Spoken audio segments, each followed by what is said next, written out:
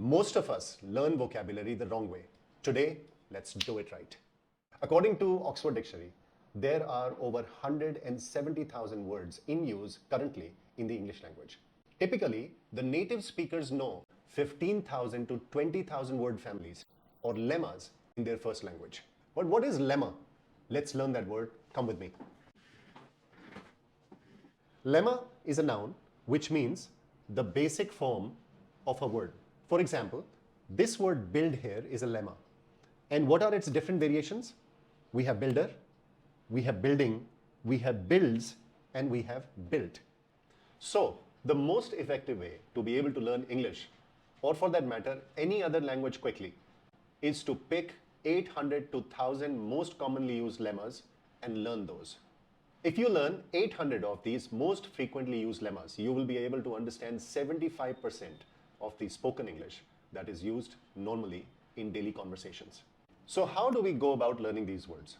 As you know, in the Asian countries like Japan, China, Korea, and India, from where most of my students are, we are forced to cram things in order to prepare for exams. So we are asked to cram, hundreds of words as fast as we can within a specified amount of time. And that is where the problem lies. Because language learning, where it should be fun, it becomes a burden. And this process of rote learning kills the joy. One of the instances I remember when I was preparing for my GMAT exam, I joined an academy and I was given a book with 3,000 words and we were asked to memorize that in 1 to 2 months. And all of us, whoever was in the academy, we started learning those words, but all of us, we left after, or we gave up after 40 to 50 words. I still remember the sequence of some of the words from alphabet A, from 1 to 10 maybe, but beyond that, I have no recollection.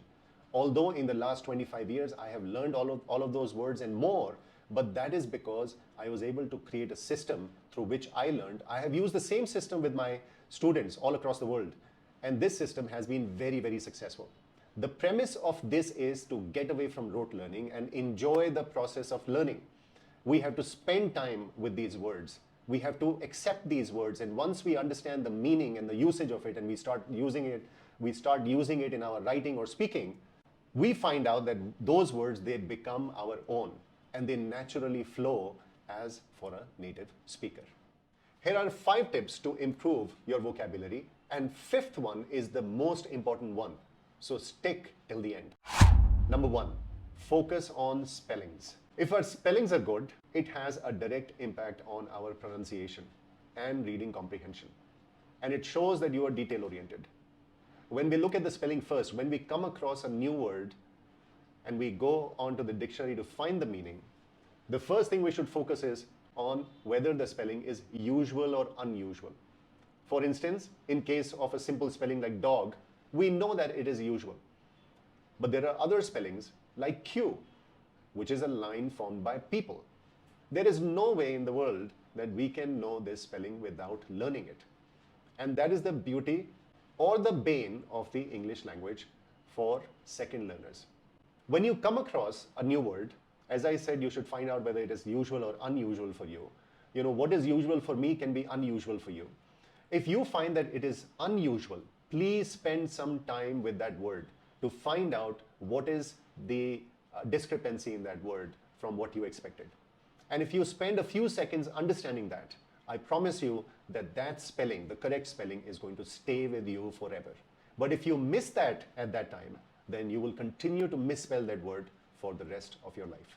And there is a very interesting video we have made. If you want to take a spelling test and see where you stand, and these are all basic spellings, by the way, take this test and encourage everybody in your family, especially the younger children, to take this test and see where they stand. You'll be surprised. The second step is to master pronunciation. Now, language is a means of communication, right? So if we cannot pronounce the words correctly, it would not convey our message in the most effective manner. Some people argue why we should focus on pronunciation. Just imagine that you mispronounce words. It will be very hard for you to communicate with the other person because they will keep on thinking what you have said. There are a couple of examples you must have experienced. For example, debt. Most Indians pronounce this word as debt. The second word, which is highly mispronounced by Indians, is eyebrow. If you talk to any native English speaker, they pronounce it eyebrow. And the most people that I come across on a daily basis, they do not know this distinction. So I would want you to focus on your pronunciation from now on in order to bring clarity, absolute clarity in your communication. When you are looking up a new word in a dictionary, the first thing is to check the spelling, obviously, and spend some time there. The second thing is that in Oxford and Cambridge or Merriam-Webster, you will find out that there are these two speaker icons. One is the British pronunciation, the other is the American pronunciation. Please listen to these pronunciations and say them out loud. You can pick any one of them and it's fine, but be consistent. Suppose you follow British pronunciation. So listen to that pronunciation and say it out loud 20 to 30 times. You know, other people around you, your family members may think you're crazy, but I'm telling you that you should say it out loud like a crazy person, like debt, debt, debt. Once you have said it multiple times, if you come across this word, then you will have 100% confidence in saying this word correctly. Another thing is, there are words which are very difficult to pronounce in the beginning. So what you can do is, you can break those words into pieces. And those pieces, you speak them slowly, and as you become proficient in that, you increase the speed of saying those words. Let me give you an example. So pronunciation can be broken into three parts: pronunciation. Pronunciation.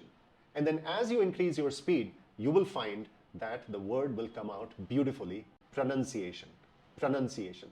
Your expertise of pronunciation is going to make a huge difference in the level of your communication, and you can see this effect in your life practically very, very soon. And I must say, 3 to 6 months, I have seen my students become proficient in their pronunciations, and their communication skills, they improve by a mile. The third is to learn the part of speech. Many people ignore this important aspect of learning this language. Part of speech basically denotes the role of that word in a sentence. For example, noun, verb, adverb, adjective, determiner, preposition, etc. These parts of speech, they play a very important role in making sure that we use our language correctly. And if you don't understand this concept, you will most probably continue to use it incorrectly. Here are a few examples. Fast can be an adjective or adverb, but I have seen many students use fastly, which is not even a word. Bore can be a noun or a verb. Read can also be a verb or a noun. If we do not understand these distinctions, we are most likely to make a lot of mistakes, which I see in many learners on a daily basis. Initially, it may take some time, but after you have learned the part of speech for 40 or 50 new words, you will get the knack for it, and it is going to become very, very easy from then on. Later on, we will be talking about some of the ways you can improve the part of speech. Right now, you start focusing on it whenever you come across a new word and look it up in the dictionary. Fourth, and obviously a very important part of this system, is to learn one meaning at a time. When we come across a new word, we will see that one word can have multiple meanings. Basic words like put, make, they can have up to 30 or 40 different ways we can use them if we include the phrasal verbs and idioms. So when we learn a new word, we know the context of that word, and based on that context, we should try to learn that meaning. When I was young, I had this beautiful dictionary with many illustrations, and I used to love that dictionary. And I was tempted to learn many different meanings of the same word. But the problem was that we cannot retain all that information.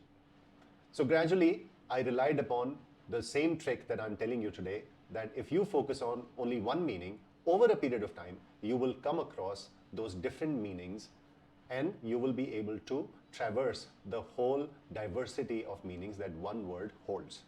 In this process, one has to be very, very patient. If you do not do this fifth step, all the other 4 steps that we discussed before it, they are meaningless. So what is it? It is making your own sentences. When you look these words up in a dictionary, you will find many examples of these sentences, and that is why I love these dictionaries, because they tell you the most common usage of these words. But once you have gone through them, you must try to make your own sentences. So usually I would ask you to make 3 or 4 unique sentences of your own. And once you go through this entire process and make your own sentences, you will see that your retention of that word will be permanent. And then as you start using them in your writing and speaking, you will make them your own, and then these words will come naturally in your conversations. Another trick to remember these words is to make the weirdest sentences with these words. Some of my students, they make really weird sentences, and that improves the retention of these words. For instance, there is a word annihilate. Many of my students use the word annihilate in every sentence related to their siblings. For example, I will annihilate my sibling this evening, or I will annihilate my sibling if he ever does anything against me, etc., etc. You get the idea. So enjoying these words and enjoying making weird sentences with these words is going to improve your retention. I have seen hundreds of my students learning thousands of words in 1 year by using the system. And their vocabulary skills and their communication skills have gone to a whole new level. And you can also achieve the same in a matter of a few months or a couple of years. Once your vocabulary improves, your confidence and articulation will also improve simultaneously. Right now, we are running a 75 hard vocab challenge on Instagram. So if you want to seriously upgrade your vocabulary, go to our Instagram page and learn a ton of new words with real usage tips. That's it for today. I'll see you in another video soon.